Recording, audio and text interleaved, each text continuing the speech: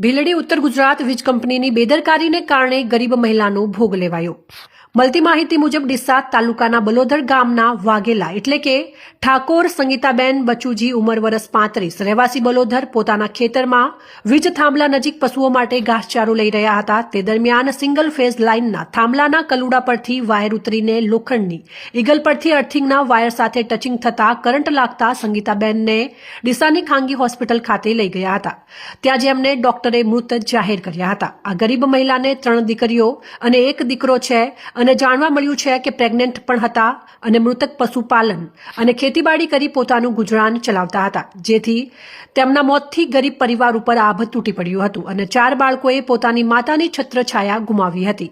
ઉલ્લેખનીય છે કે ઉત્તર ગુજરાત વીજ કંપનીની બેદરકારીને કારણે ભીલડી વિસ્તારમાં આવા અનેક ઝૂલતા તાર અને જૂના પોલના થાંભલા જોવા મળી રહ્યા છે, જેને કારણે અવારનવાર અકસ્માત સર્જાય